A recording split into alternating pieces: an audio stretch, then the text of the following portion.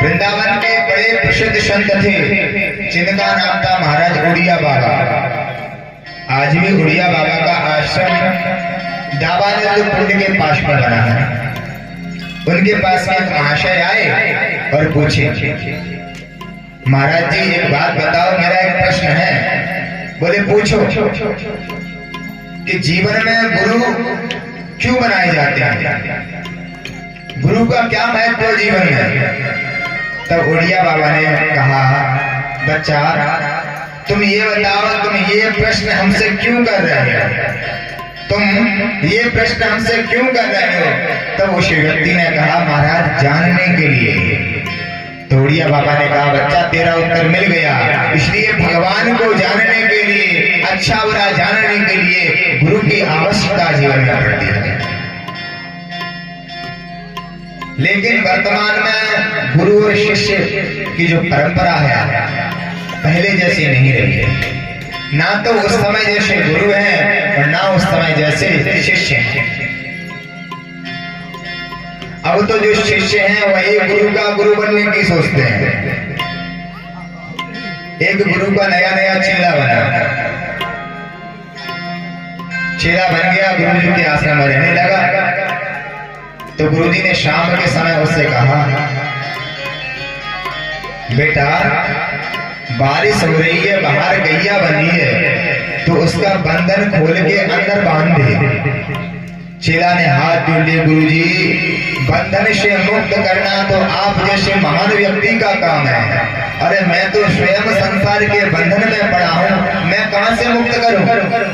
गुरुजी यह अनधिकार चेष्टा मुझसे न कीजिए। गुरुजी ने सोच लिया ये चेला नहीं, पक्का गुरु ही मिला है। गुरुजी बेचारे गए, गैया को छोड़ के अंदर बांधा। लेकिन कुछ समय के बाद गुरुजी को फिर मन नहीं माना। बोले बच्चा एक काम करो, बाहर देख के आओ बारिश बंद हुई या नहीं हुई। चेला बोला, गुरुजी आपके बगल में ये बिल्ली बैठी है, अभी बाहर से आई है, इसके ऊपर हाथ घुमा के देखो, गीली हो तो समझ जाना बारिश हो रही है, और सूखी हो तो समझ लो बारिश बंद हो गई। गुरुजी बेचारे मन ही मन सोच रहे, ऐसे चेला से कहां से पाला पड़ गया। कुछ नहीं कहा। रात्रि हो गई, गुरुजी लेट गए, लेकिन बल्ब का प्रकाश हो रहा था, लाइट चल रही थी उनके सर के ऊपर। तो बोले चेला एक काम कर दे, इस बल्ब को तो बंद कर दे। बोला गुरुजी अब तुम रजाई में लेट गए, अब हम खड़े नहीं हो सकते। एक काम करो, आप रामचरितमानस की तरह आंखें बंद कर लो। बोले कैसे? कि उसमें एक चौपाई आई है। कौन सी? कि मोदी और नयन कदम कोई नहीं। आप तो आंखें बंद कर लो, अपने आप अंधेरा हो जाएगा। बेचारे गुरुजी स्वयं खड़े हुए लाइट बंद करी। अब सुबह हुई, सुबह गुरुजी महाराज का कोई दूसरा चेला आया, लड्डू लेके आया। गुरुजी ने भोग लगाया और कहा, चेला प्रसाद लोगे, बाल भोग करोगे? चेला बोला, गुरुजी मैंने आपकी तीन आज्ञा नहीं मानी है और चौथी आज्ञा नहीं मानूंगी तो बड़ा घोर पाप लगेगा, लाओ जल्दी से लड्डू।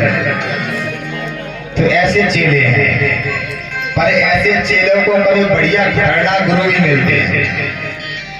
एक बार एक गुरु महाराज शालिग्राम भगवान की पूजा करने के लिए तख्त के ऊपर बैठ गए। अब शालिग्राम भगवान की पूजा में तुलसी अनिवार्य होती है, तो गुरुजी तुलसी लेना भूल गए। पास में दो चेले खड़े थे, तो पहले चेले से कहा, बेटा वहां पास में बगिया है, वहां से तुलसी दल चुन के ले आओ। अब उसने सोचा गुरुजी तो कुछ न कुछ काम लगाते रहते, कौन जाएगा बगिया में? बोला गुरुजी हम तो तुलसी जानते ही नहीं है, तुलसी होती कैसी है, तो आपने कभी बताया ही नहीं। और दूसरा चेला बगल में खड़ा था, ये तो बच गया, अब मुझे जाना पड़ेगा। तो वो उससे भी चालाक था। बोला, अरे पागल तू तुलसी नहीं जानता, वो केले इतने पत्ते होते हैं, वह तुलसी होती है। गुरुजी आप कहो तो हम ले आए, हम तो वही जानते हैं। गुरुजी ने कहा, तो आप भी नहीं जानते हो, और अब हम पूजा में बैठ गए तो हम अब उठेंगे नहीं। तो बोलो गुरुजी अब क्या होगा?